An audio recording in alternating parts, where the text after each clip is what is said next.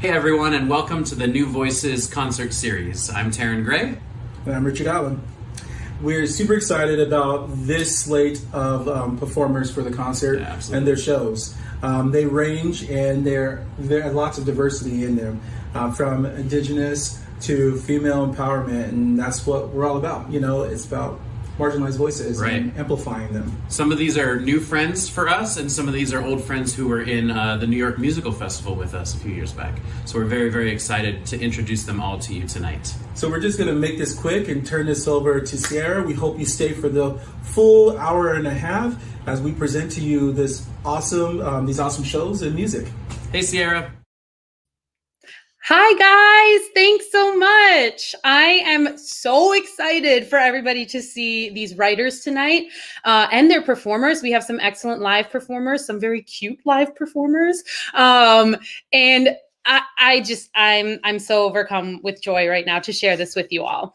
As a reminder, something that we are doing with this stream is, if you feel compelled, if you enjoy what you're watching, we'd like to contribute to donations for Broadway for Racial Justice. If you have not yet heard about Broadway for Racial Justice, they are a new organization that seeks to aid in the fight for racial justice and equity within the theater community at large. By providing resources to BIPOCs, they create safe spaces throughout the theater community for creativity and artistry to thrive. And nothing is more important right now than thriving artistry, right? We just all want to get back to our stages. You can follow them at Broadway for Racial Justice. You can also visit their website at www.bfrj.org. And like I said, anytime throughout this concert and this stream, if you feel compelled to head on over there and donate, or if you want to watch the whole thing, go over, donate a few dollars. We would greatly appreciate that. We're very proud to contribute to those donations. So without further ado, we are starting this evening with a brilliant little writer roundtable, so you can meet all of our writers for tonight's concert, hear them talk a little bit about their pieces, about themselves as writers, what motivates them, their process, etc. And then you're going to get to hear them share a little bit from each of their current shows that they're working on. Some have two, some have one show that they're highlighting tonight, some have live singers, some have some pre-recorded videos. It's going to be a whole bonanza of everything. So without further ado, I'm going to add them all in here one by one. Here they are, folks. All right, we're going to go around the screen. This is Rachel Covey, Jai Bryant. Jai Bryant's joining us from the future, by the way. He's seeing Sunday ahead in Australia. Kalani Cuepo, Kyle Putia, Ryan Luevano, and Sam Sultan. Welcome, guys. Thank you so much for being here tonight. We're so excited to have you and so grateful that you're here to share your art with us. And I know it could be a hodgepodge of speaking at this moment. So I want to start by giving everybody an opportunity to speak and share a little bit. So we'll just kind of go around first, and I'd love for you to tell us who you are, a little bit about yourself and or your piece, if you want to share a little bit about what you're presenting tonight. And then I think also what got you started writing? How did you get started writing? And what inspired you to write? Rachel, I'm going to turn it over to you to start. All right. Hi. Thank you so much for having me. My name is Rachel Covey. My pronouns are she, hers. I'm from New York City, though I just graduated on Zoom from Northwestern in Chicago. Oh my God, there were so many questions. How did we get into writing? Yeah, how'd you start? Well, I started how a lot of people do, as an actor. My dad is a jazz pianist and my mom is an actress. So for me, it's always really been about telling a story in the way that serves that story in the strongest way. So writing and composing kind of went hand in hand for me. And I've been doing it since early high school. And I'm excited to do it in my post-grad life as well. That's amazing. Amazing, amazing. We're so glad to have you here. Thank you so much. Jai, kick it off for us next year. So my name's Jai and I'm a musical theatre writer from Sydney, Australia. So yes, I'm in the future and not a lot has changed. I started writing musicals when I was in high school as well. And over that time, there's been good ones and bad ones. And yeah, tonight I am presenting some stuff from my newest show, which is called The Oldest Profession, which is basically just finished the writing process, and now we're in the workshop stage, which is exciting. So that's me. Fabulous. Kalani and Kyle, we'll hop down to you if you guys want to go one after the other, since you guys are our writing duo this evening. Do you want to go first, Kyle? You go first. Okay. The pressure. My name is Kalani Kwepo, and I've written a musical with Kyle Puccia, and it's called Missing Peas. We actually met at Native Voices Theater here in Los Angeles many years ago, and then we got together for a short film that I had written, and Kyle composed all the music for it. And so that's where we first worked together. And then years later, he contacted me with a dream of writing a Native American musical. So we got together and started brainstorming an idea that I had, and it's called Missing Piece. So maybe Kyle can talk about Missing Piece. Yeah, I mean, you just did such a wonderful job. I mean, we'll probably talk about it more in detail later, right? Yeah, I mean, my goal is as a writer, and I've started out as a songwriter, a pop songwriter, and I just started to think about, my passion for creating stories that represent marginalized groups, especially BIPOC and LGBTQ. So that's really my purpose when I pretty much write everything. And I've been writing for a long time. I write pop songs. I've written a couple TV pilots and film scripts. So I just want to get some interesting stories out there that we have not seen before, because media is generally dominated by white people. So that's that. Awesome. Amazing. And we will be, as Kyle mentioned, diving into each of your pieces further during your own individual time, which we're all very excited for. Ryan, tell us a little bit about yourself. Hi, everyone. Started. Hi, I'm Ryan. My pronouns are he and him. And I started out kind of a performing classical background, playing trumpet. And then I kind of got into theater by playing in pit orchestras for a while, and was kind of fascinated when I wasn't playing. I'd kind of look up at the stage and just kind of see how things were kind of working together. And I was like, wow, what we're doing helps with that, et cetera, et cetera. And I studied composition in college, not musical theater, classical kind of stuff, but I really knew that I really wanted to explore storytelling with music. So I started, I think I took a year-long workshop in Hollywood for musical theater writing, and I started writing songs. And I've written music for one other show and music, book, and lyrics for another show. And the show that I'm going to share tonight, 57 Bus, is my newest show. And it's, I wrote book, music, and lyrics, which was not my intention. But I couldn't find a book writer, and it was just kind of one of those things. And, now 3 years into it, the show was just finished probably a couple months ago, music, book, and lyrics done. And now I'm writing plays. So I don't know where, what's happening. That's kind of my journey into theater and musical theater as well. That's awesome. Okay, so I feel like as a trumpet player who played in pit orchestras, I have to ask, did you ever play Blow Gabriel Blow? I did. Yeah. I played Anything Goes, and that solo was a lot of fun. That whole show was great. That whole show has a lot of great licks in it. Yes. Oh, I'm sure. Yes. Sam, talk to us. Tell us a little bit about yourself. Hello. I'm Sam Sultan. I'll be presenting some songs from a musical called St. Stephen and the Children's Crusade.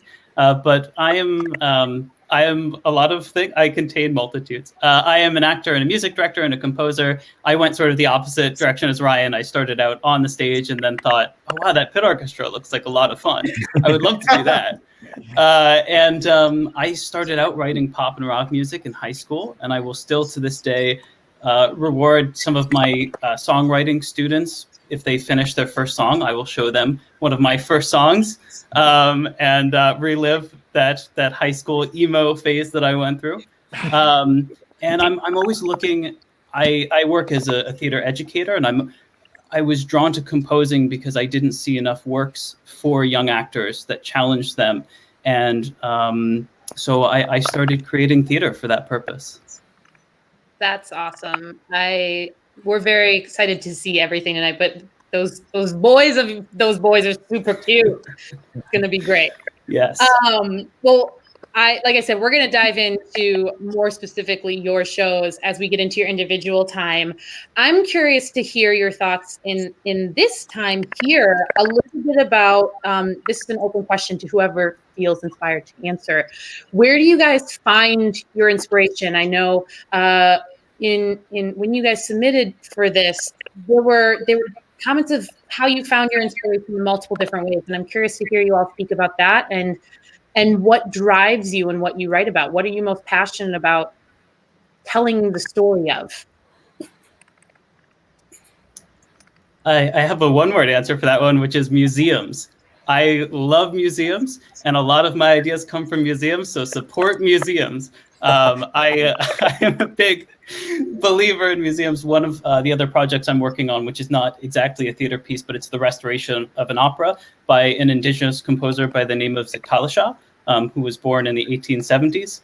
And I learned about her through the Heard Museum in Phoenix, Arizona. And I love museums. This has been Museums with Sam. I love that. Awesome. Getting art. That's awesome. Sam, Native Voices is here at the Autry, and it's been there for, I think we just celebrated 20 years officially with the Autry. So we're in conjunction and symbiotic with a Western heritage museum. So it's really interesting to look at the ideas of colonization, the ideas of presentation of Native peoples in film and television projects in the past. So it's really interesting. It's an interesting time, right, to look at this partnership that we have and our ability to change the narrative of what people are experiencing. And I think that's what Kyle had spoken upon earlier, was the idea of writing, certainly what like I want to write about my own experience. I want to write about through the lens and with the spotlight of who my people are as Indigenous people and the experience that we have, but not being stuck in as an artifact or an idea that is from the past, something that you view from behind a glass case. So it's a really interesting time, I think, because I think the narrative is changing and that the appetite has become increasingly apparent that people want to see what makes the fabric of America, and how interesting to look at the Indigenous people, the first inhabitants of North America. So I think it's super interesting. Our piece, Missing Piece, is about a Native family, a community that is thriving and experiencing their universal thematic experience today in the world today, and so that really drives me, and that drives Kyle and I to get together and work tirelessly to explore these types of characters and say, hey, can we make them absolutely relatable so that everyone can say, oh, this is not something that I'm looking at from behind a glass case. I'm looking at this and I'm being immersed into this particular storyline. So that's what really drives me. And I think my experience with writing Kyle has been awesome for that reason, because we really look at an inclusion that's not exotified and not made to be something that is again, behind the glass case. I love that. Anybody else have any thoughts on what inspires you? I guess building on what Sam said before in terms of museums, books are my source of inspiration, and reading lots of books, you always come across maybe historic stories or random concepts that have sort of been buried in in history books. So that's really my source of inspiration, books. Yes. I was asked this question recently, and I couldn't. I was like, I don't know. Everything I write about it, I don't know what the common thread is. They have nothing to do with each other. And I realized at a certain point, I think for me, I'm really drawn to moments where you have to sit in an in-between. I think we are really surrounded by a lot of absolutes. Everything is terrible or it's amazing. I think I was really drawn to theater that just forced me to recognize a gray area and like see the beauty in it, if not just come to terms with it. So I think that's what I'm going for in a lot of my work these days. I love that concept and that idea of finding the in-betweens of the extremes for sure. We had a question posted on the chat from our studio audience, and I'm curious about this too. I had it down as a question for y'all. What do you guys think the future of theater looks like right now? And I'm going to piggy on to that. How do you think writers can best contribute to that future right now? Silence. Radio silence. Yeah, that's a tricky question. I'll jump in a little bit. And in terms of the future of theater, I think, as we know, theater is designed to be experienced with others in the same room in a proximity that is meant to be close. And it's that energy of the room that the actors use as well. So I think I hope that soon, next year would be lovely. Things start to open up and we find a way to adapt or recreate that experience. I hope that the future of it is a way to kind of, be safe, but also not, try to this traditional thing that's been happening, forever, as old as time, this gathering around the campfire, without getting rid of that, so that we have theater doesn't go away. Maybe it changes, and I know that the economy of it, because as we know, if we're doing limited capacity, that's an issue as well. So I just hope that we find a middle ground and we find a way that we can still have people in one room together experiencing something. And as a writer, I'm just seeing the future and knowing that that's going to be like, I'm just positive outlook. And I mentioned I'm writing plays, and I'm just continually to write as like an offering for when theater returns. I have something to offer. And I know that it's coming back, but I just have to keep that in my mind that it will be back, and it will be, and I can go back into a room with a bunch of strangers and enjoy, something magical. Yeah. We can also wear masks and vote. Right. I'm hoping one way that theater will change is that we will find ways of incorporating the kinds of media that we've been using during COVID to include audiences who couldn't otherwise be in the theater. For anyone who is New York based and saw Fairview when it was running off Broadway, Fairview by Jackie Drury was a amazing play, but also made a point of talking about the kinds of audiences who go to see theater in New York, who can afford to go see theater in New York, which are often white folk. And I'm hoping that we can take something from all of this technological savvy that we've been gaining and try to expand the theater audience. And I think there are also organizations that are, when theater comes back, I think this is such a weird time because it is a time of such change, and it's also a time when theater's, in some physical form is not happening. There's a great organization called We See You, WAT, that I think is doing great work right now. But I think when physical shows come back, it will be really interesting to see how far we can change how Broadway looks, how the theater community in general looks. Absolutely. Ryan, I loved your optimism, about, hey, you offer something and the magic of theater is going to come back because, Kyle and I talked about that, that there is almost indescribable, everyone has a different experience when they are part of a live audience. And, there's something to to say about that. You know, Kyle and I had a workshop, our first workshop last year, that was physical. It was a staged reading. We had a week with actors, a dramaturg, a director, and we got to experience that live. And then fast forward a year later, we found ourselves on Zoom after a writer's residency, and then we had a second developmental workshop, and it was all virtually. And we talked about that as much as like we had a week's writer's residency before, where Kyle and I was spending the entire day together doing rewrites and development. Also on Zoom. Yes, all on Zoom virtually. And then we had the same, or a lot of the same cast from the previous year. And then we experienced it virtually, you know, very close to this experience here.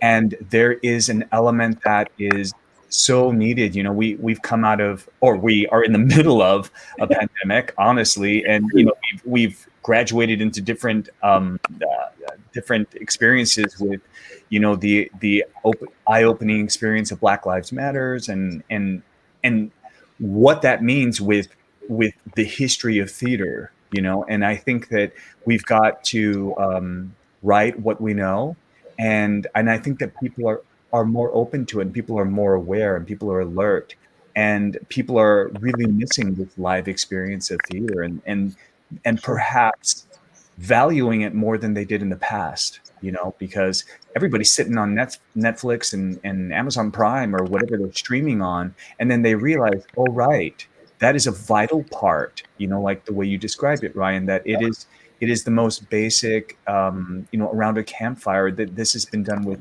every indigenous culture around the globe. You know, this is the way that we come together, we have meals, and we tell stories. And this is the way we bond, and this is the way we learn. And so I think that the future of theater is, it's going to be a lot of remembering what it used to be like, and then a lot of inventing, like what Sam was saying, like how do we incorporate what we know now, both for representation and with technology? How can we use that to make something really exciting? And I think that we will come back, and it's going to take all of us here to make that happen in a really great way. So I too am optimistic, and I'm excited to see what's going to happen, because I think that, you know, it's going to happen in a very exciting way. Yeah.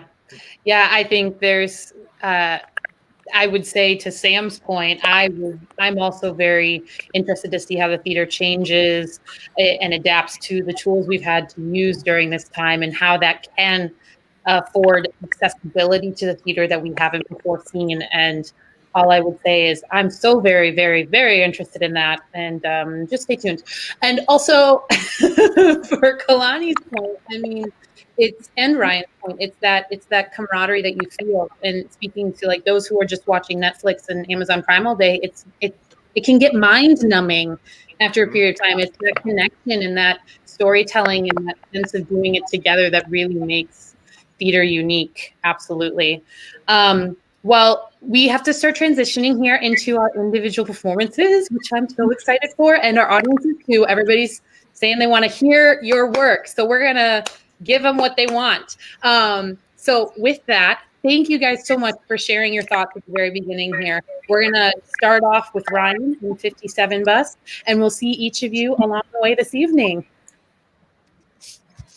All right.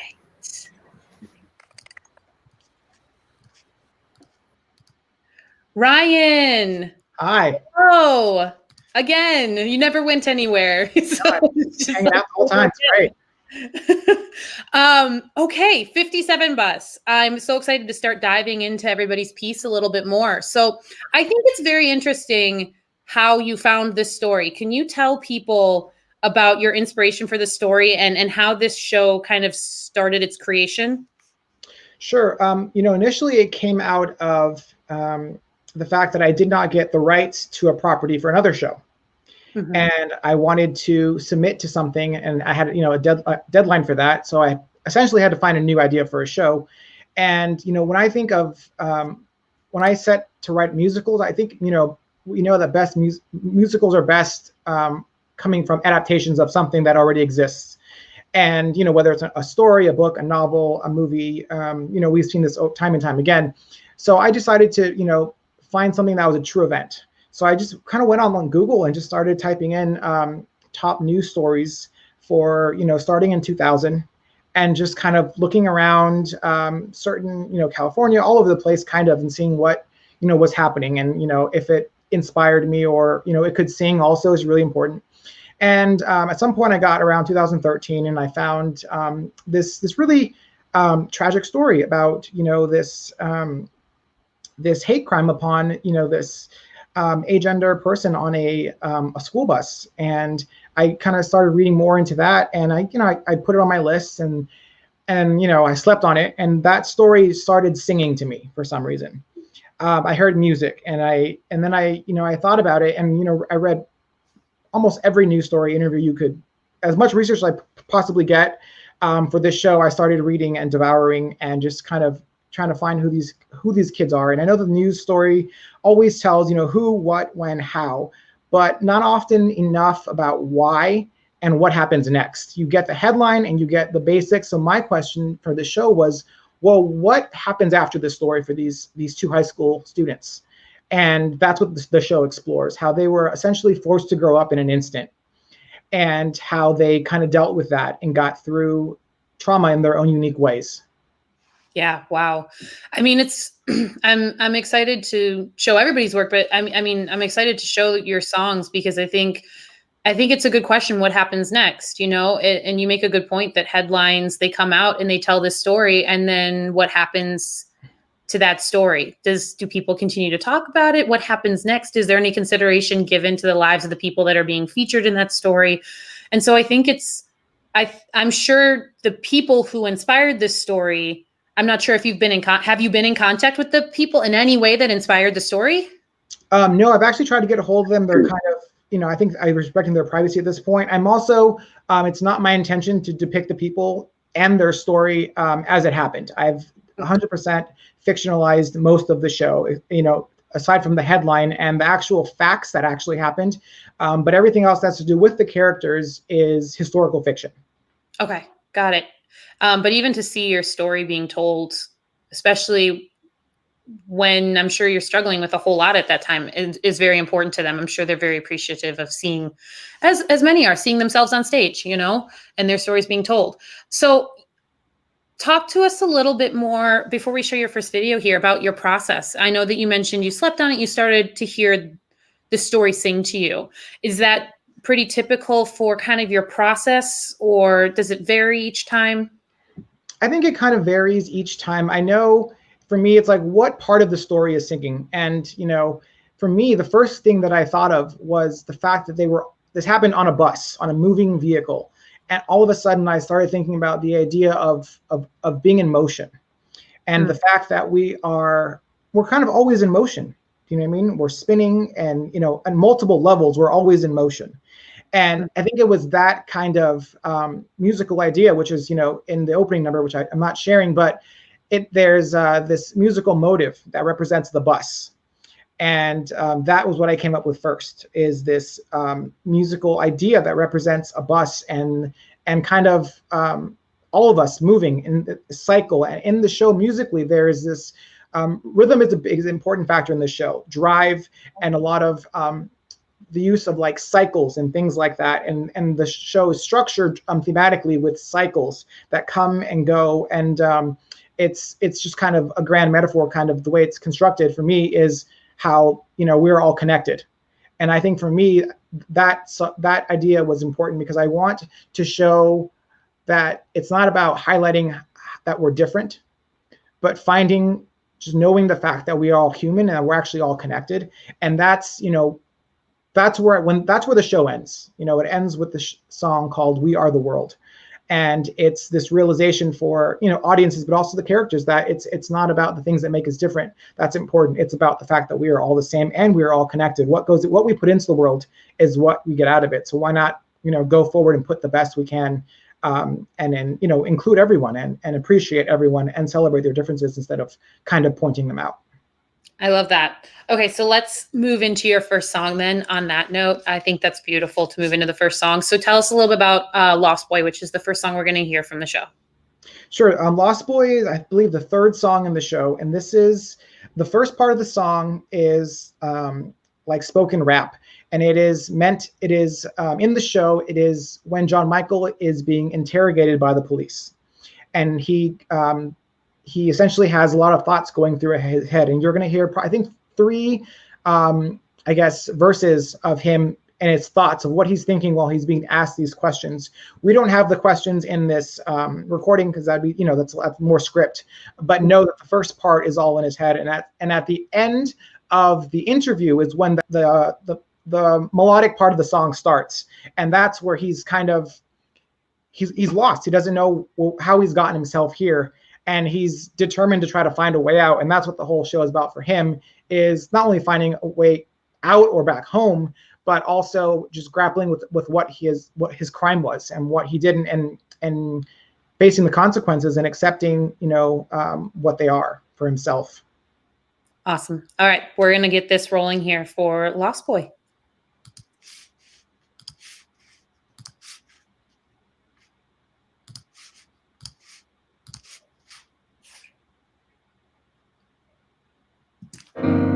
Why did I say that? I don't get a thing he said. This 5-0's talking smack, trying to get me confused.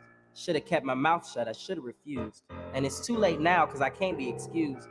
And that's what happens when you've been accused. How did I get here? What have I done? It's all a blur inside my head. I don't want to remember, just trying to forget. Just thinking about it puts me in a cold sweat. Gonna be all wet, try not to get upset. Ain't no way to push the reset. Gotta get ready, gotta get set. Gotta get it together, gotta get in the right mindset. Gotta show them all I ain't no big threat. I made a spark, called out the flame, then saw it burn past the point of no return. Things didn't go down the way I planned them. Life ain't that easy cause it's all so random, and when you try and force it, you're looking damn dumb. No matter how hard you try, you ain't never gonna understand them.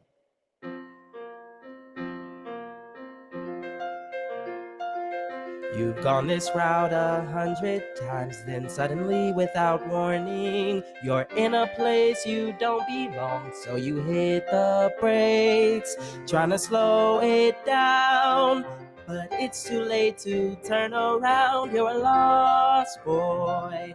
You miss the signs and cross some lines. You're a lost boy.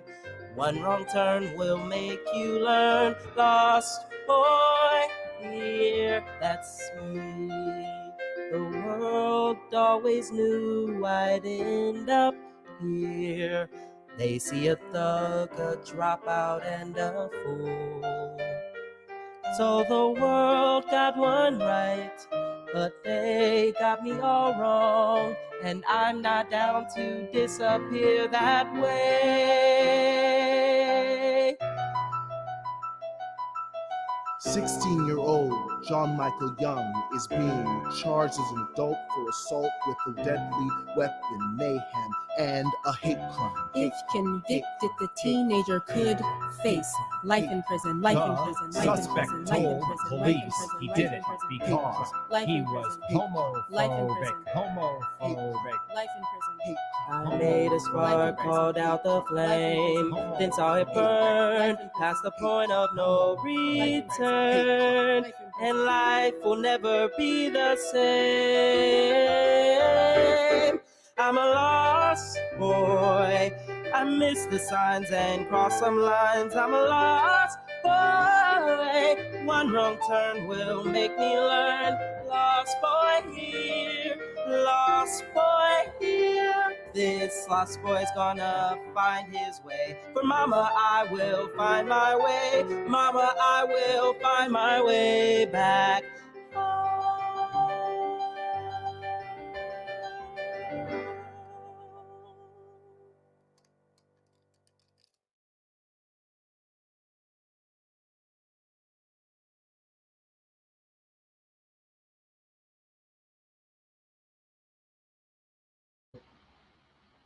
Thank you. Wonderful, wonderful.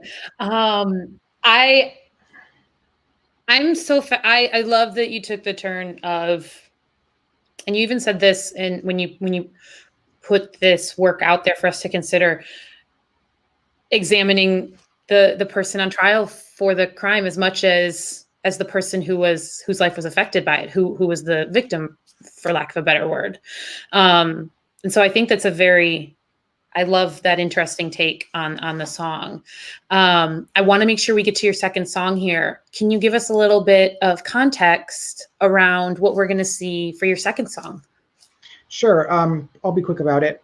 So this song takes place a little bit after the song we just heard, and it's Skylar, who is the one that the non-binary person who was attacked, is in the hospital still recovering, and their best friends sneak into the hospital one night and surprise them. And they also had written a song to perform for them to kind of boost their confidence and kind of make them happy. So they wrote this song called My Defender, which is about this fictional superhero and who has their back, essentially.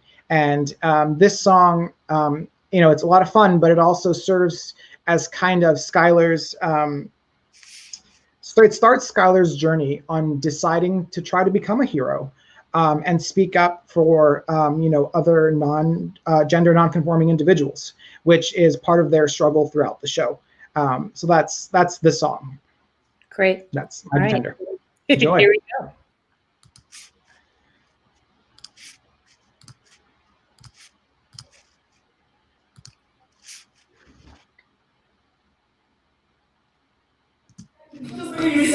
Are you ready, old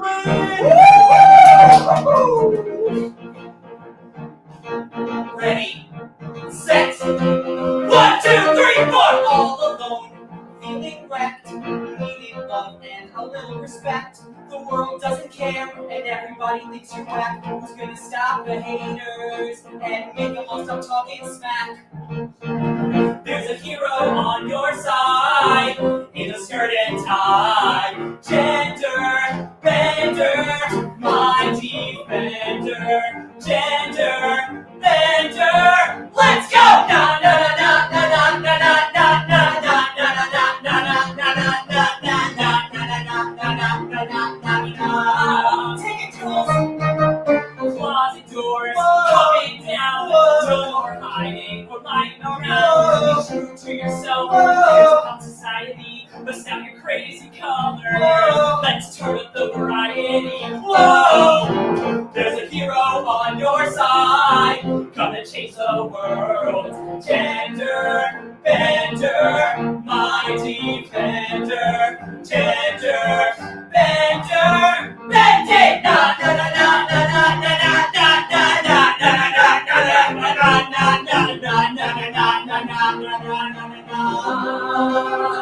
be the hero of your story.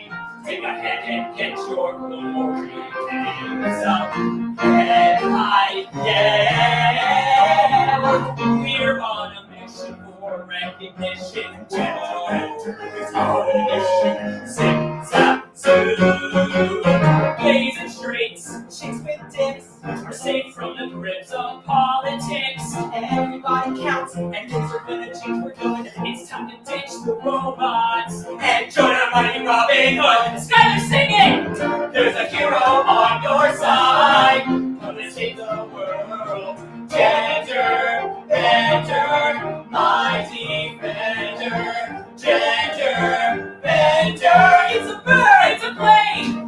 It's gender bender, my defender. Gender bender, gender bender, gender bender, go! Gender bender, go!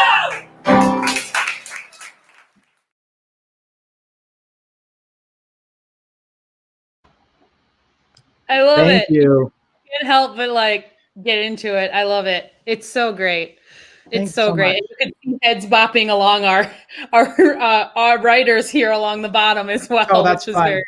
Yeah, that was from our New York developmental reading in February this year, which was right before everything closed in New York.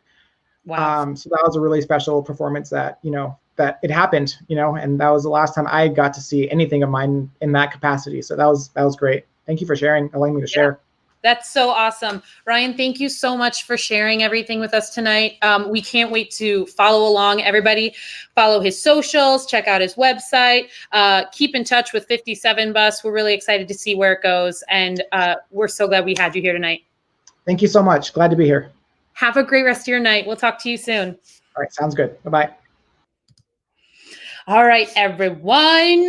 We've got the future coming in. And by the future, I mean Jai Bryant from Australia. Thank you for having me on tonight. How are you? I'm good.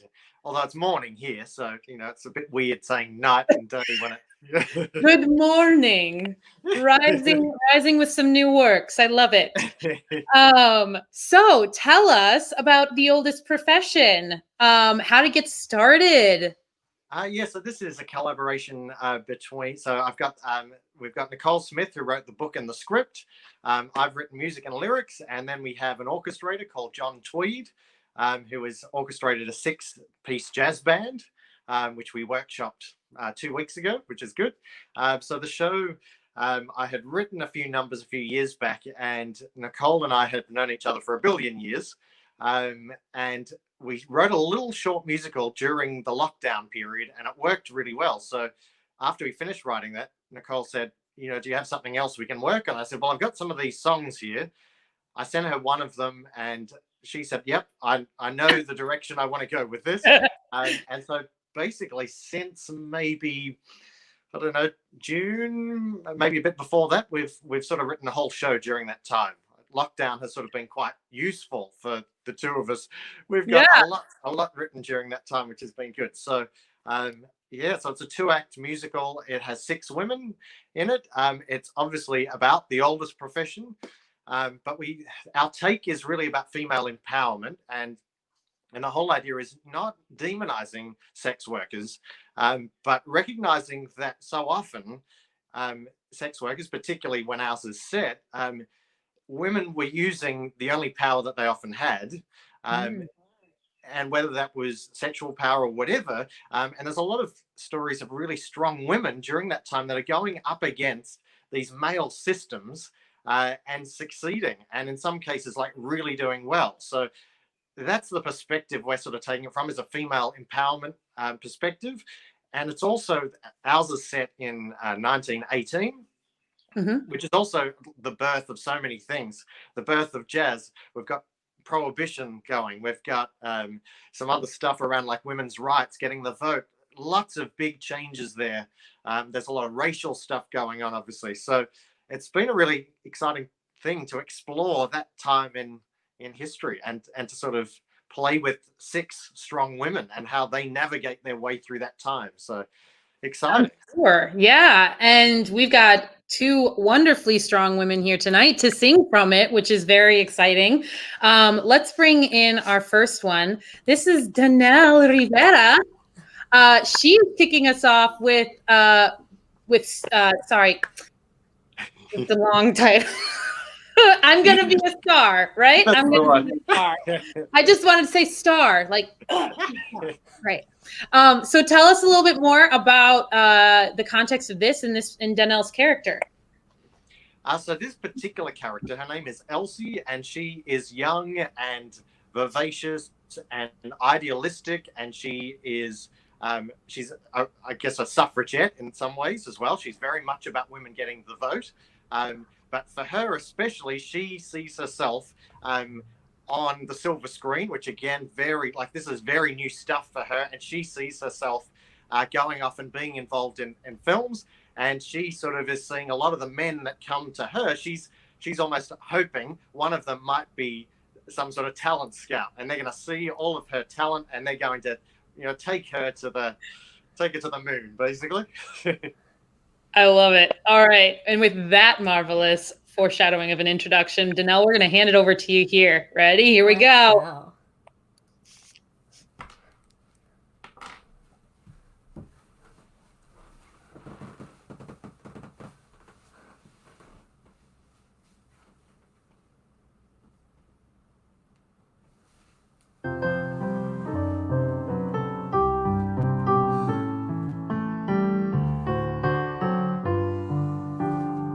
When I was 14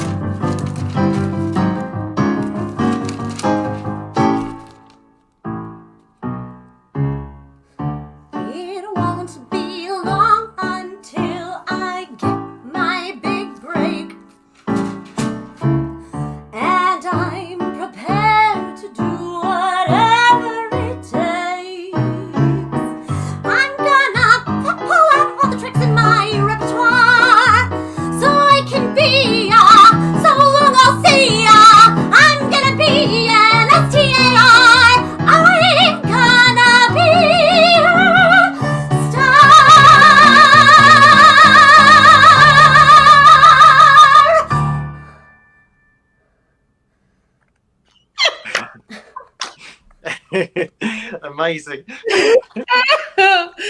Oh my gosh, I think everybody Oh my god.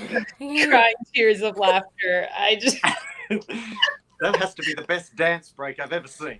yes, so many pirouettes. So many I pirouettes. can't hear anything. Oh no. So good. Thank you, Danelle. Jai, I mean, what better way to digitally produce that song? That's it, exactly. Thank you so much, Danelle. That was a pure treat. Thank you so much.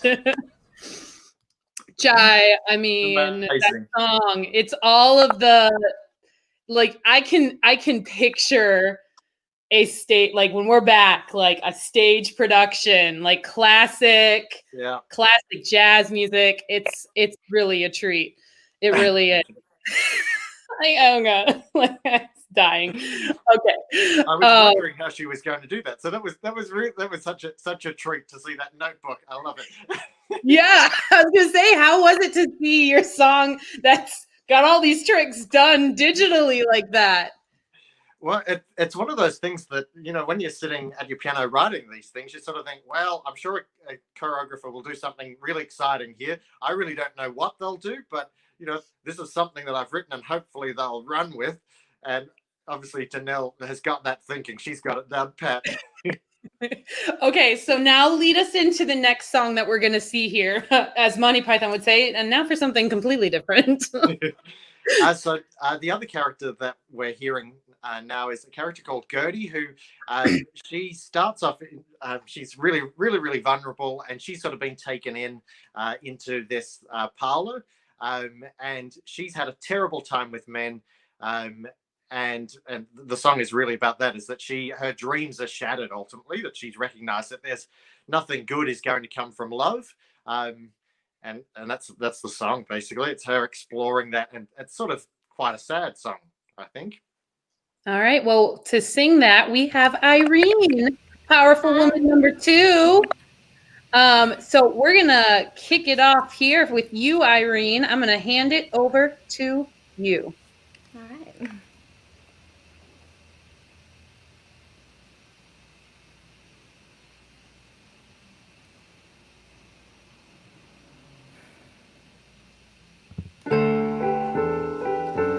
All of the lies that they sold you see through when you're older as nothing but vain fantasy.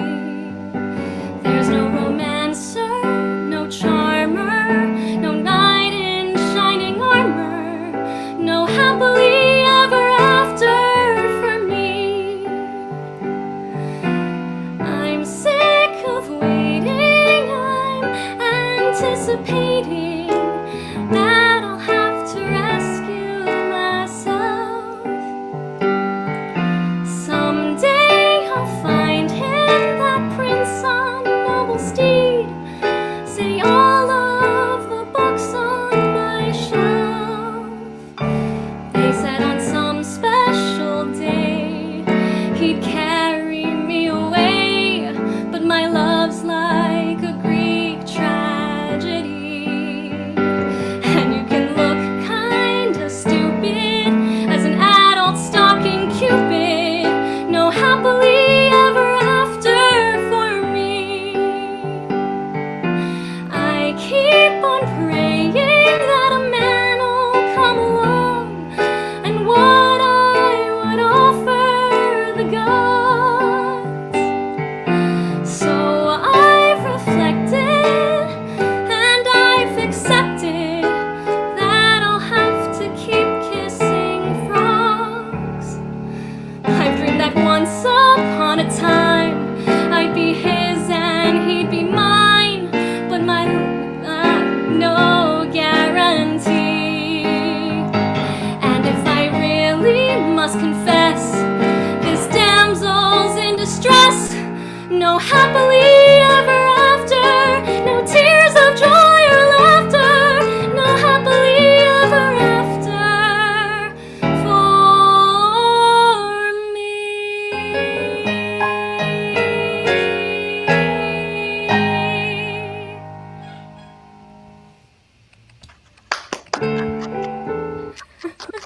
Beautiful. Oh, my thank God. you. I feel like there are such female archetypes and female staples in the show, and I'm so curious to see all the others. Yeah. Me too.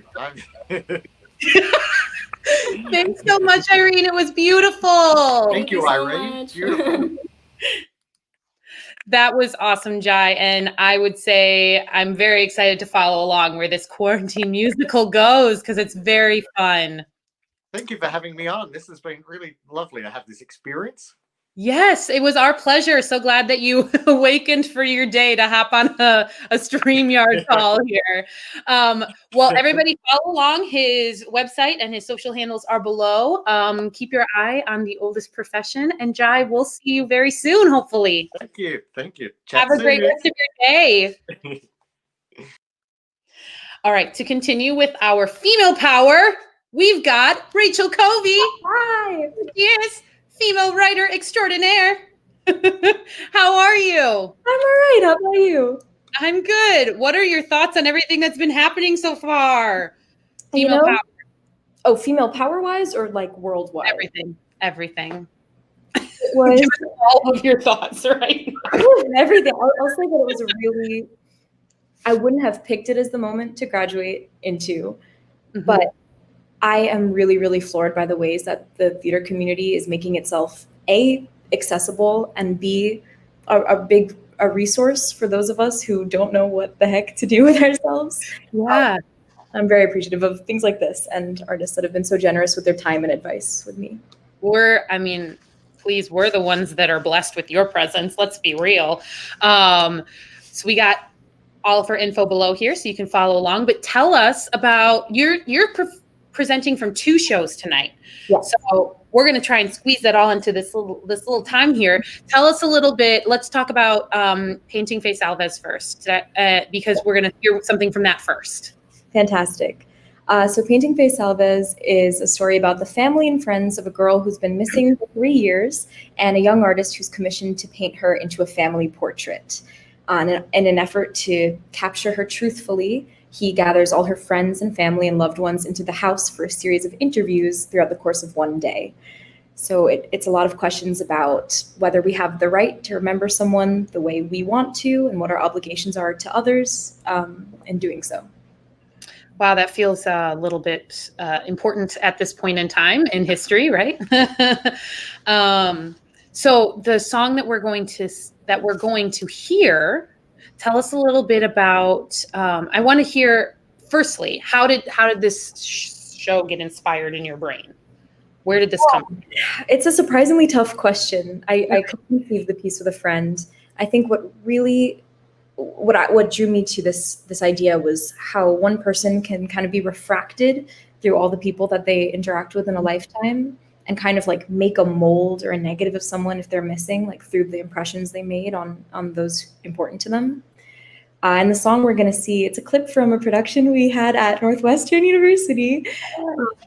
It's the Faye's boyfriend at the time of her disappearance has just given an interview to the artist, and that's where we pick up. Okay, well, we're gonna kick off to that here, and we're gonna take a look.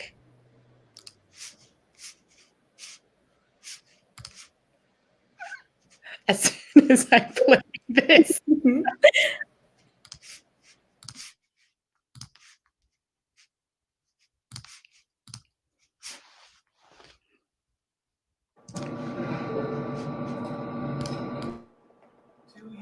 Ever say something you've said 1,000 times, and you know it's true because you've always known it's true,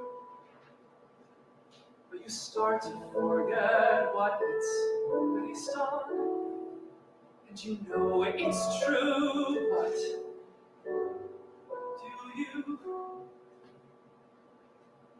do you ever say something you've started to memorize, but you sort of space out halfway through? And you know that you didn't make it up.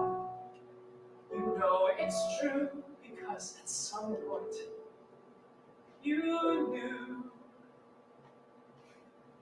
Because sometimes I wonder if it ever really happened. happened. I know it did. I know it did. But sometimes I get scared that I never even knew her. I know I did. I know I did. I know I did. Do you ever say something you've subconsciously rehearsed, and you know it's real because everyone agrees? And it starts to feel more like a story than truth. And halfway through, you just freeze. Because sometimes I wonder if it ever really happened. I know it did. I know it did. But sometimes I get scared that I never even knew her. I know I did. I know I did. I know I did. But sometimes it hits like a speeding train, and I can't tell what's sadder. Sometimes keeling over like it just happened, or sometimes feeling like it didn't even matter.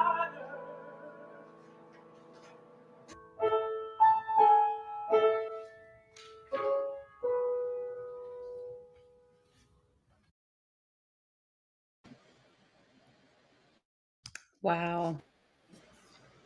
I have two questions. One question, one comment. What does it feel like as a writer to see life brought into your work by performers?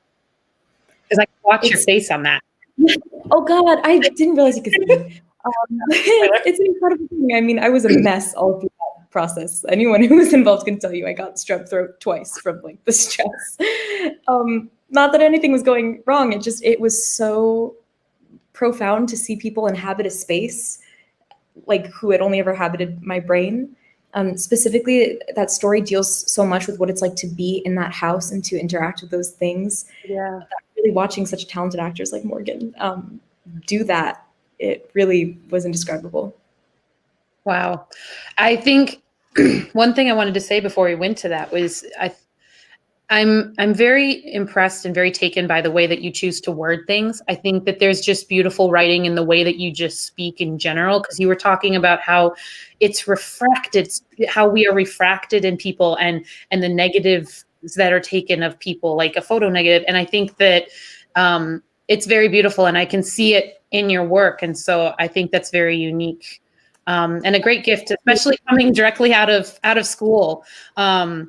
Which is wonderful, and I'm very excited for people to hear this next song too, because I think this next song struck me very deeply, just in the language you use when you're writing. So tell us about Noise and the piece we're going to see next year. First of all, I appreciate that so much. Thank you so much for saying that.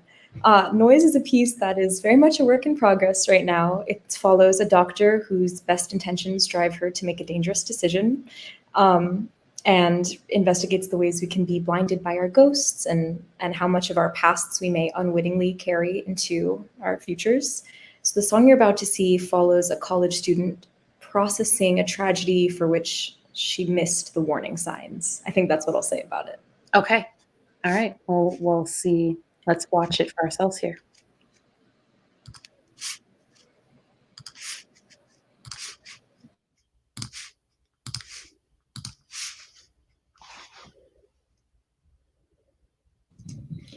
They say if you're seasick, you should focus on your hands.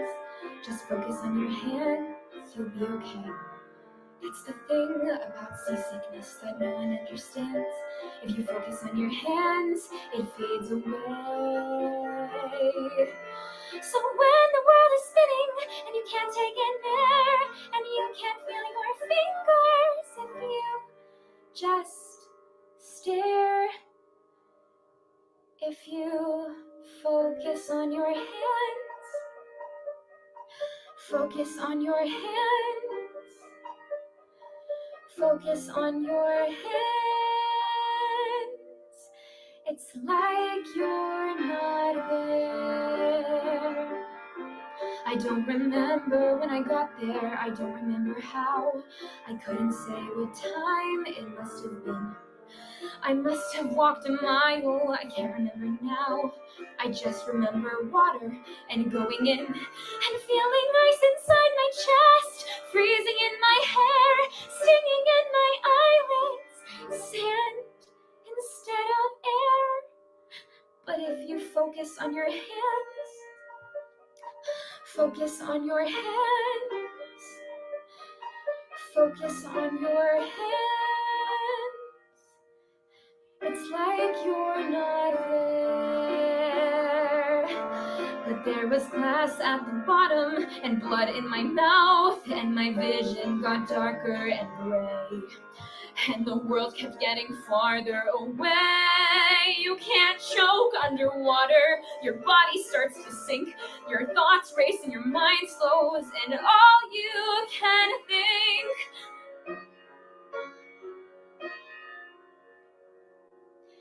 is this how he felt? Did his heart beat slow? Did he change his mind? Would we even know? But if you focus on your hands, focus on your hands, focus on your hands, focus on your hands, focus on your hands, focus on your hands, focus on your hands, focus on your hands.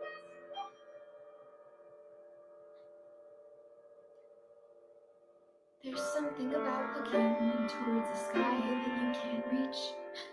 You can't reach, so you let go. You float up to the surface and you throw up on the beach. You wonder where you are, you don't know. And you'll never get to ask him if that was how he felt. And you focus on your hands, and you focus on your hands, and you focus on your hands.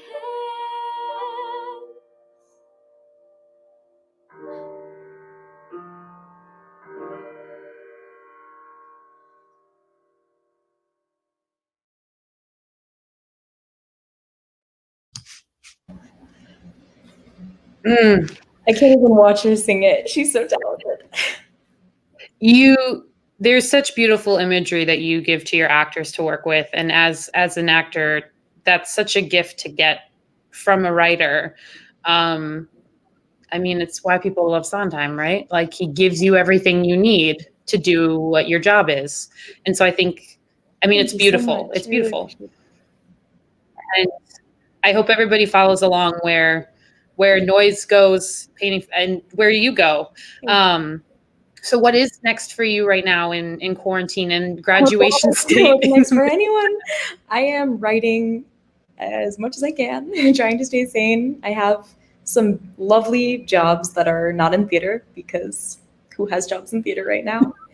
And just I want to come out the gate with stuff to work on when this all blows over. Yeah, I think everybody does.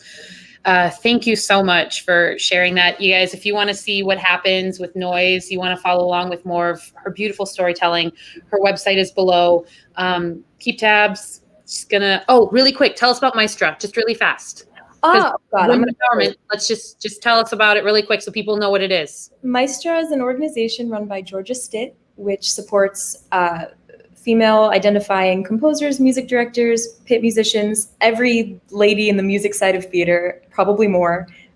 They do such great work. I'm very proud to represent them in the pit whenever I get the chance to. Yes, so follow her, go see Maestra, just hire a woman. Great. That's where we're going to leave it. Thank you so much, Rachel. We hope to see so much more of you. Thank you so much. Have a good one. Bye.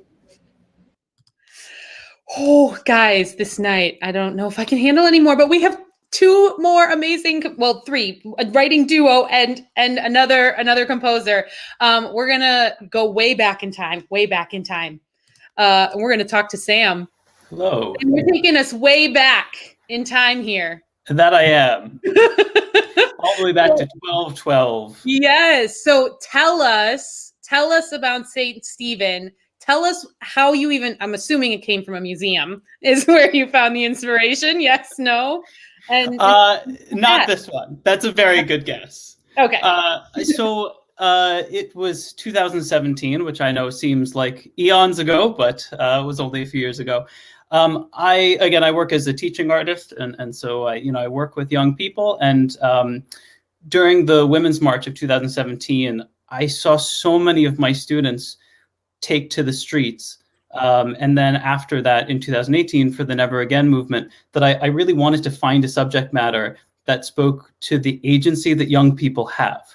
And I just started researching any event in history that pertained to young people. And what I stumbled upon was the Children's Crusade of 1212, in which Stephen of Cloy, who is a 12-year-old shepherd, a peasant, led, if you believe the numbers, 30,000 children across France to the Holy Land.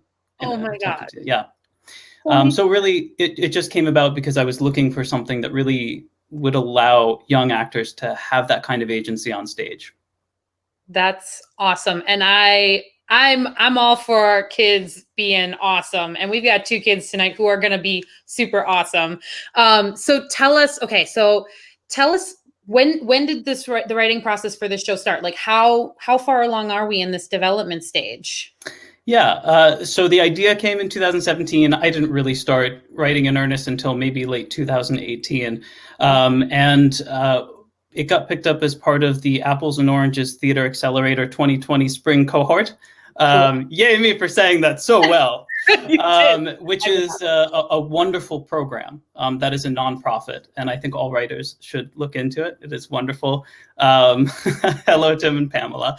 And after that, we just completed a reading of it, a virtual reading with a group of young actors, which was very fun. Apparently. There was a cat. There were many cats. I have 2, and some of the other young actors brought their cats on screen.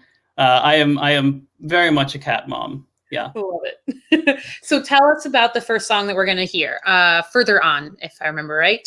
Sure. Yeah, absolutely. Well, I'm actually going to let our actor Gabriel explain a little bit about the song, because I am now over 30, and as Bruce Springsteen says, I am not to be trusted. There we go. Gabriel. Oh, do we see him? Nope. Camera problems. I'm gonna take you out. We're gonna try again. Okay. Here we go. This is like the entrance when like you have to do the drum roll again and do the second entrance.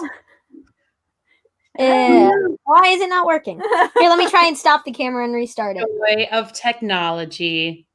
I believe that no, Stephen is with us. Oh, geez. Saint Stephen is going to affect your camera.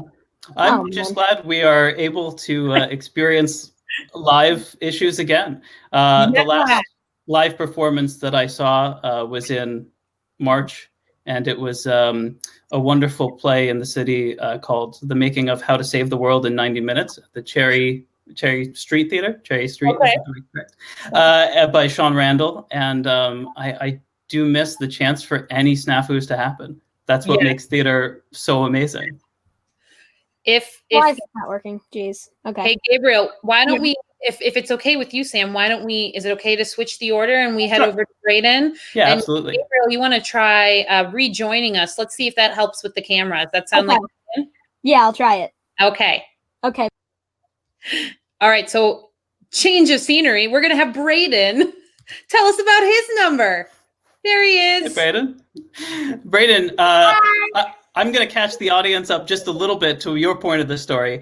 So Saint Stephen in the Children's Crusade focuses on, of course, the titular character Stephen, the eponymous Stephen, who is a young shepherd boy who has a vision and decides that he's going to lead a group of children across France and try to get to Jerusalem. And to do that, he's got to go to the king. And that's where Brayden's going to come in. Brayden, tell us a little bit about this song. Stephen, after having a vision, travels to Paris with all the children of his village to seek an audience with the king. When the king denies Stephen an audience, Stephen appeals directly to the youth of Paris asking for them and join his crusade. All right, and now we're going to hear him sing. Here we go.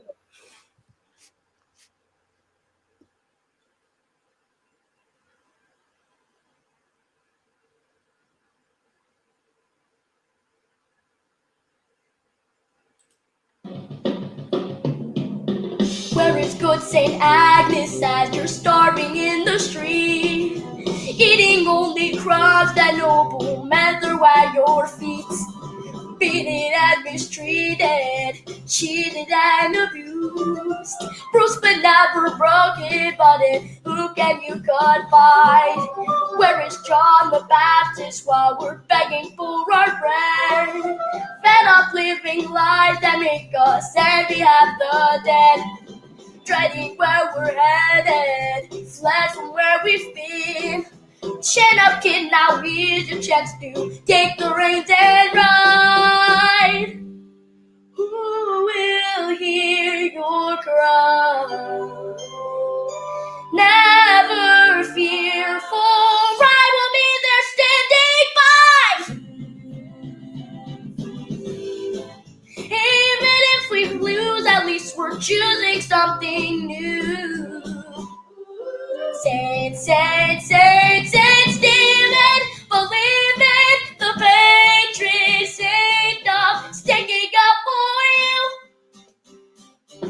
Where is Saint Marcello while we sweat and slave away, fighting for a future slightly better than today?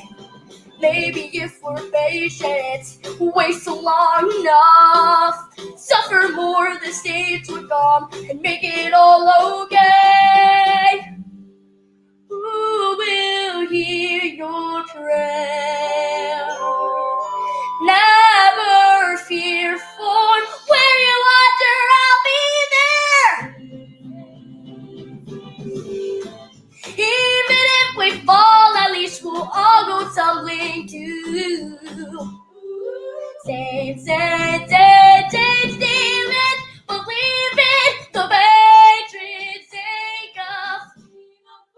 I am but a shepherd, yet the word of Christ was so.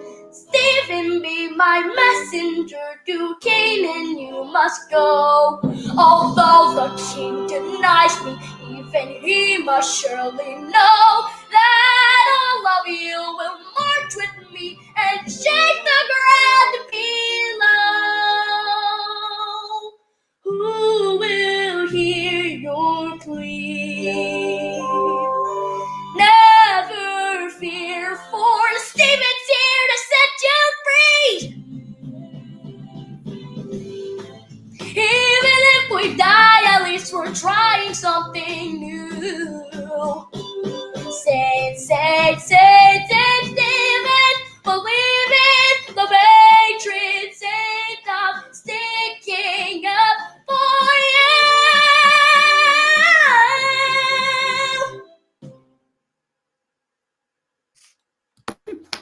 Brayden, what?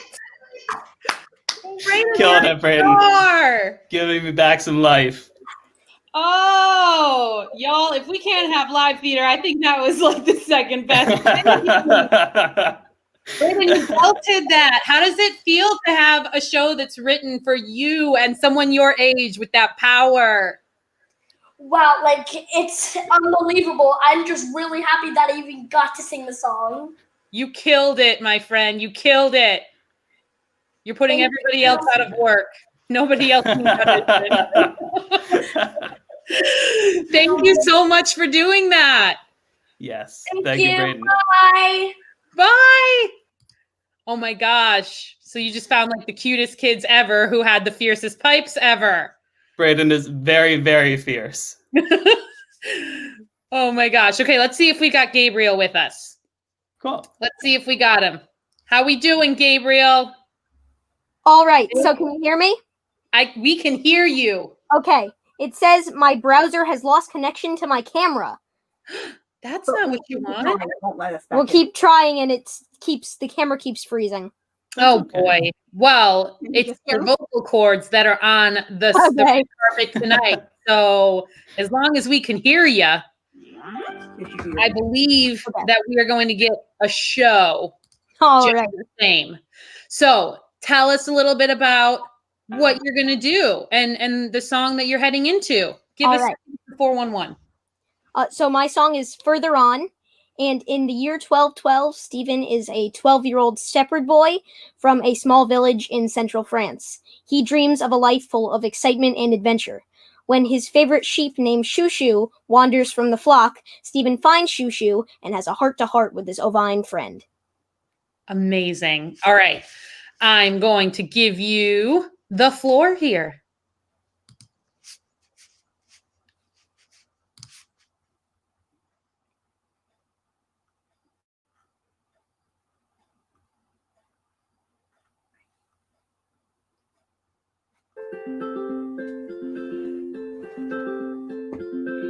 Where are you going?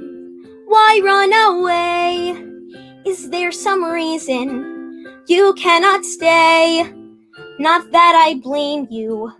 I hear it too, this voice inside that calls us onward. You think I'm crazy. I know that face. Well, if I'm crazy, so is this place. We're nearly starving. Still all I hear is head down, work hard, how exciting. If the two of us just start to walk, won't stop, dusk till dawn. Is there something just around the bend, something better? A little further on. I know we're stuck here. I'm not naive. That's why I daydream and make believe. Live in these stories that I conceive. But when it ends, the world creeps back in.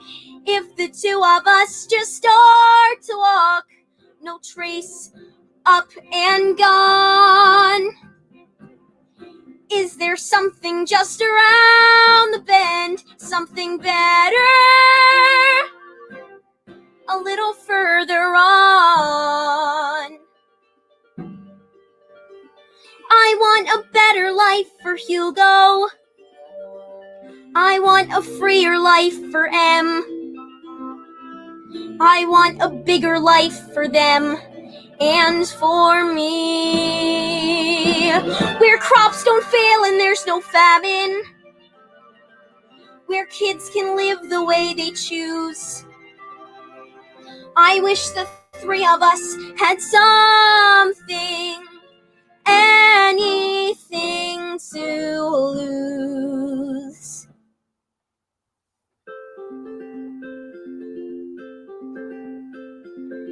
Let's strike a bargain. Let's make a deal. Just for this one day. Go where you feel, and I will follow. If you will lead, let's heed that hum of voices calling. So the two of us will start to walk, won't stop, dusk till dawn. Must be something just around the bend, something better, freer, something bigger, a little further on.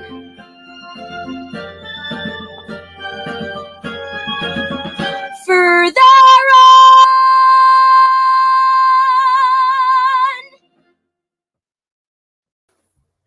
Yes! Babe, you're a professional. That's right. If this were The Voice, this would be we turn around in our chairs and push the button. Yes. Like, show must go on. True professional right over here, and got the pipes to match. That right. was awesome. Yeah, you guys really make me wish that I could belt a high C sharp. I really wish I could do that. It sounds like fun. I would like to know what that's like. Gabe, thank you so much for trucking out and singing the song for us. It was wonderful. You embraced the opportunity. Have a great rest of your night, all right? All right. Good night. Night. Whoop, I got him off. Oh no. Sam, it's so awesome. I love the idea of giving kids material that's more than just like TYA. I love it. Yes. It's really excellent. Yes. So what's next for it? We are going to put together the next step is probably something that's a virtual presentation of the show. That is essentially a movie version, a Zoom movie version, if you will. Great.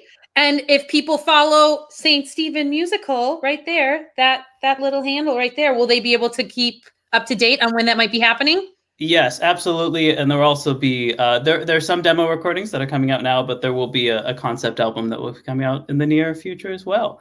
Amazing. And I just want to say to Alan and Gray, you guys, that big fan, saw Freedom Writers at Nymphomaz in 2017. Shout out to music director Stephen Cuevas, who's one of the most talented people on this earth. But you guys are amazing. Yes. Oh, we love it. We love it. So if you want to hear those two boys belt it out again, you got to get the concept album and you got to follow the hashtags. I mean, not the hashtags, the @ symbols. What time is it? How much alcohol have I had? No, none. Okay, great. Thank you so much, Sam. Have a great. Thank you so much for having me. See more. All right, guys, coming up on our last writing duo, we got Kalani and Kyle. Thanks so much for hanging in there for the evening with us, guys. Oh, those kids. Oh, what? Magic. Holy moly. Magic. Who's writing Stranger Things the musical? Because those kids are cast. Right? That's actually very true. Maybe another project for Sam, right? There you go, Sam. Get writing. Thank you so much for being here. I'm so excited to share your pieces, your 2 songs. So tell us a little bit more about, I know we heard a little bit at the beginning, but where Missing Piece came from and how you guys found each other and writing on it, if you have more info on that. Yeah, like we said in the beginning, we had collaborated in the past for a short film that I had done called Ancestorized, and so this was the graduation to that. I had never written a musical before. I'm a songwriter, and so Kyle approached me with the idea of like, let's write a musical. Let's do something contemporary, Native American. Let's do it. And I was like, okay. Yeah. We found a way to make it happen. First, he was like, no. He'll never let me live that down. I did say no. And simply because I had a great excuse about time. I didn't think that I had enough time to do it, and it was a very valuable lesson for me that there are limitations that we make on ourselves sometimes, that we say, oh, I don't have enough time because here's the evidence. I'm producing all of this other stuff. So I don't have time for that. And luckily, Kyle made me see the value in it, and we went for it, and then we just never stopped. I was like a stray cat. I just kept showing up, Yes. just kept showing up. Yeah. But when it starts to win all these awards, he might throw that in your face 1 or 2 times. Oh, he's going to throw it in my face every single time. And you know what? He deserves to. He deserves to throw that in my face, because I did say no, which will be an interesting story for when you hear the second song later. But Missing Piece is about a man named Chase, and he wakes up in the hospital after being in a coma for nearly 2 weeks. He has considerable memory loss, and all of his people surround him. His aunt, his brother, his best friend, his ex-wife, and eventually he meets his 9-year-old daughter. Now they're all instructed not to give him his memories back, because he's probably subconsciously suppressing that. So allow that to come back on his own. So we follow him on his journey as he tries to find his memories. What he ends up finding are second chances to face his people and to heal his relationships. So this is a really intimate, character-driven story, and what ends up happening, as an audience, we're looking to Chase and to see what his journey is and what he's going to discover. And what we end up discovering is what the journey that everyone else around him has for themselves. And that's what brings us to the first song, Hands Up, with his ex-wife, Camille. And our singer is Niall Wallace. And she sings this song, and it's this realization that she has about how she's so tired because she's been fighting her whole life. And that's what Hands Up is about. Well, I think then why don't we listen to it and then we can talk a little bit. Good intro, yeah. Yeah, that's good. That's a perfect segue.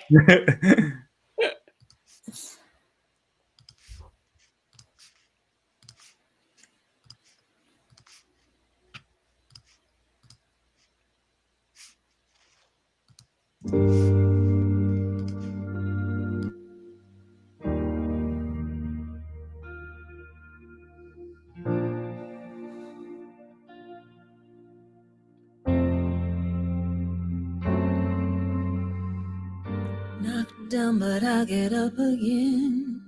I'm on my feet before you count to 10. I will always rise up swinging. I will rise up swinging. Too tough, I never give an inch. How could I hear you when my hands were clenched? I would rise up swinging. I would always rise up swinging. Oh, mirror boxing, couldn't tell. I was swinging punches at myself.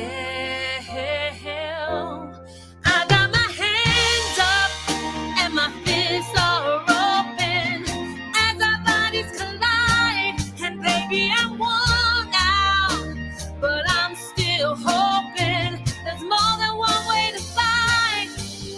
And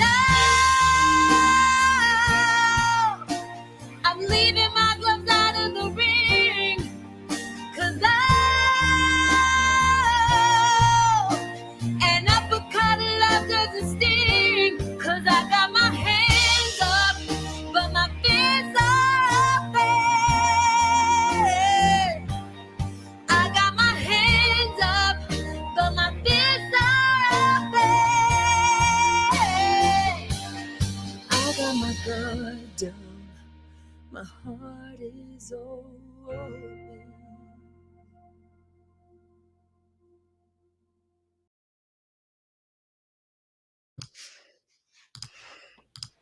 Oh, I love it. I love it. It's so good. It's so Naya is ridiculously talented. Yes. So I'm curious. I have a question for you in terms of, I know one of the things you spoke to when you presented this stuff to us in submission form was how with Indigenous people, storytelling is so rooted in the culture and the telling of stories and the passing on of those stories. Do you think how and if does that impact how you write these stories? That wasn't the most eloquently phrased question, but No, that's a really beautifully phrased question. Kalani, why don't you address this? Sure. I described it. How did I describe it? It was brilliant the way I described it. Now I can't remember. There's an oratory legacy that Indigenous people have. And stories like what Ryan had mentioned earlier about like being around a campfire. Like it is one of the most human experiences that you can have, to hear stories.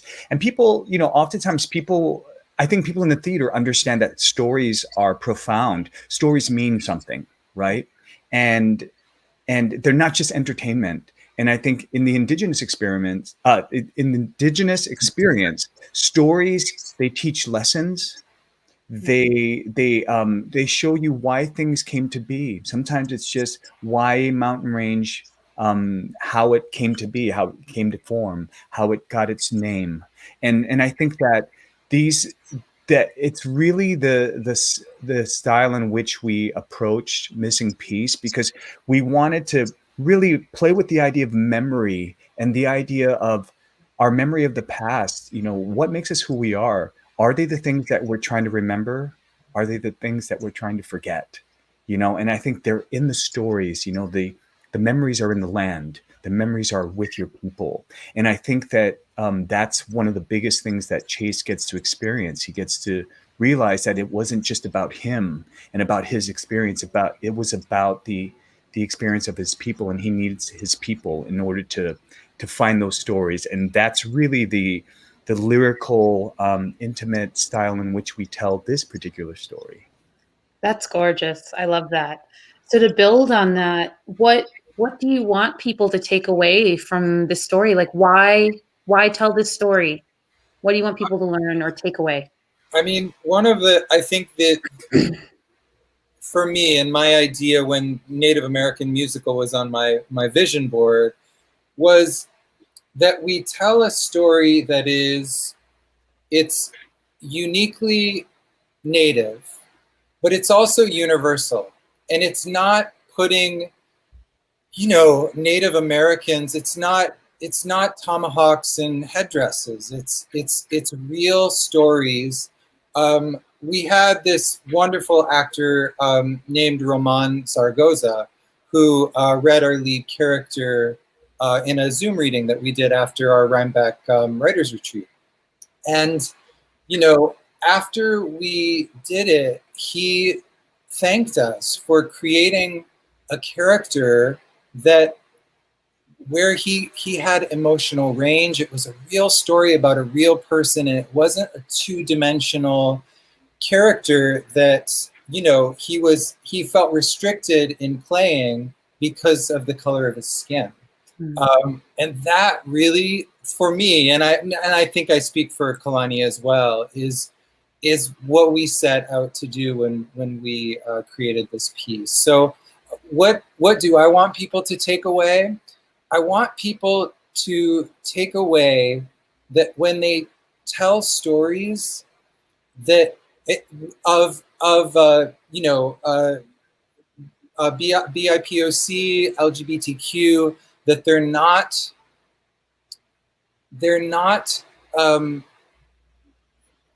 going into that stereotype, that they're really considering the full lives that everyone leads and the dimension in those lives. So that's what I'm hoping. I'm hoping we'll inspire other people to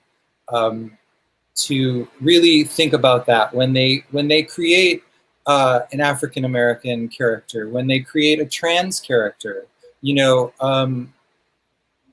really try to think outside of tropes, Yeah, amen to that. Absolutely. So to close out our evening, tell us about the piece that we're going to hear next and a little bit about the context there. Sure. Really quickly, this is the finale of the show. Everybody has come together and healed their past, and this is a celebration of our young character in the show, and the promise. I mean, like those kids that we just saw performing. When I watched those kids perform, I got emotional because I thought this is the promise of theater, and these are the people who are going to bring theater back to the stages again. And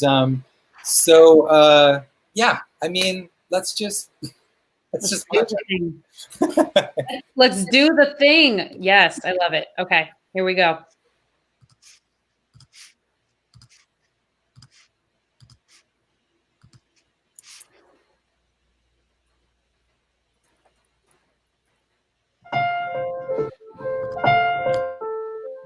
Early morning sun on a school day, not so fun, the alarm's way too loud and gym class brings me down. I think it's gonna be a bad day. The tile's cold and burns my feet. I stub my toe when I brush my teeth. My blue hairbrush is nowhere to be found. I think it's gonna be a really bad day. Then I saw a bird with a clipped wing. I'll bet it hurts, but he still sings. He's not broken, he's walking around. Wow, it's like Mom and Dad always say. Don't let the bad stuff bring you down. Say yes, say yes, say yes. When you feel like you'll never be ready. Say yes, say yes, say yes. When your world is shaking and you don't feel steady. Say yes, say yes, say yes. Every day is a chance, so don't turn away or cover up your eyes. You'll make mistakes, your heart will break. But face the day you know that we're not broken, we will stand and fight. With eyes wide open, reaching for the light. We're dreaming wide awake. Believing wide awake. Hearts in motion, watch us come alive. The sky's wide open, yeah, we're flying high. We're dreaming wide awake. Believing wide awake. Maybe we can change the landscape of the sky. But in the speed of light, we'll save our heart. And in the flash, we'll change your mind. Say yes, say yes, say yes. I when you feel like you'll never be ready. Say yes, say yes, say yes. When your world is shaking and you don't feel steady. We're not broken, we will stand and fight. With eyes wide open, reaching for the light. We're dreaming wide awake. Believing wide awake. Hearts in motion, watch us come alive. The sky's wide open, yeah, we're flying high. We're dreaming wide awake. Believing wide awake.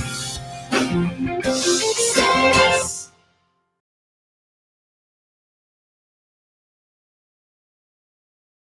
Yes, I will say yes.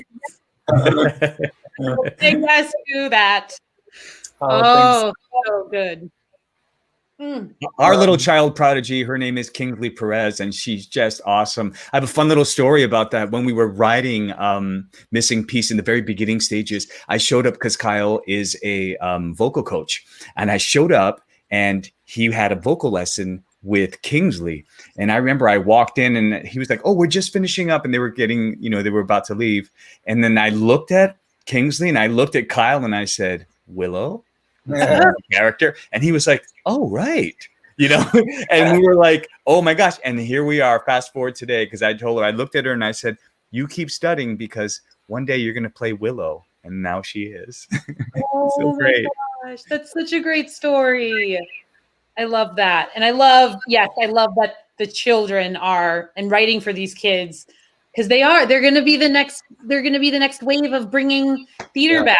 Yes. Absolutely. 100%. I mean, and what a song to end the evening on, and just inspiring hope and saying, yes, we can do this. Yes. Say yes to making change. Say yes to fighting for what you believe in. Say yes to writing new musicals. Yes. Yes. Yes. And say yes to the possibility of a bright future. I mean, times are really crazy right now. It's a really stressful time, and we're all feeling traumatized. And I mean, yes to hope, and yes to things getting better. Yeah, yes. Absolutely. And Sarah, may I just say you're a wonderful interviewer. Like we were texting with each other about how great you are. And thank you to Alan and Gray for really creating this opportunity to shine voices on new musicals that are being written that are not a part of what we have been traditionally seeing in the past. So thank you for doing this. This is a really great way to give people a taste of what people are doing, what fellow artists are doing. So thank you. I mean, of course, it is totally our pleasure. We're the ones who are getting the treat. I said that earlier. Like, it's such a blessing, and to hear what people are writing and to hear these stories be told, and the passion that's behind them. So thank you. While we're on the topic of saying yes and writing things that people are passionate about, I would put in a request of my own. If you are looking for new projects down the road, and I would request an Into the West musical at some point down the line, because that's how much of a nerd I am for that series. And just to clarify, Sarah had emailed me and she's like, wait a minute, I've seen you in Into the West. It was a mini series that I'd done before. And I think you watched a lot, right? I watch it a lot. Oh, wow. Yes. It was on, I don't even, does TNT doesn't even exist anymore, does it? Like, I don't even know. I wonder. I'm not even sure, but yeah, it premiered on TNT. Yeah, back in the day. Way back in the day. You can get it on Amazon, and he's brilliant, and the whole series is brilliant. Anyway, this did not. We got to adapt the musical. We got to do it. We got to do it. It's the so Wheelers. So, and we're going to talk about telling those stories. Like, I mean, do you approve of it as a truthful telling of those stories? It was wonderful. It was an awesome experience, and they got a lot right. They did so good. So good. I'm glad to hear that. Now I don't feel bad loving it as much as Not at all. Not at all. Thank you so much, guys. Have a Thank wonderful you. rest of the night. Give them Thank a follow. Their website and their social handles are below. We can't wait to see where this goes. I think it's really to have this story in the canon. We've got an exciting event coming up that we probably shouldn't talk about, but if you follow us on Instagram, you'll find it. Follow them. Go hear more. It's gonna be great. Thanks so much, guys. Have a wonderful rest of your night. Thank you. Bye. Guys, I don't know about you, but my mind is blown with the talent that we just had here tonight. And I am so grateful to these writers. I'll just say again, I'm so grateful that they chose to spend their Monday night in quarantine with us on a computer screen for an hour and a half. I mean, it is not always easy on the psyche and the brain to spend this long in front of digital things. And I know we're all doing it more than usual. So thank you to you who are watching for this long. Thank you to our writers for being here tonight and sharing their art and sharing their insights with us. I will just put a little reminder up here. If you enjoyed this evening, if you feel compelled at all, please consider donating to Broadway for Racial Justice. Their handle and their website is below. We are very proud to point people in that direction to, rather than taking funds for ourselves, to point them and have those funds go towards a cause. If you liked this tonight, as a reminder, this is a monthly series. This was September, and we have another one coming right up in October. So the date for October is October 22nd. We will have a brand new bunch of writers for you, all new music, all new insights into what it's like to be a writer and their thoughts on the stories that need to be told and what's coming down the pike there. Thank you so much for joining us tonight. Please enjoy the rest of your night and the rest of your week. And we can't wait to share more new voices with you later on until the end of the year. Thanks so much. Bye, everyone.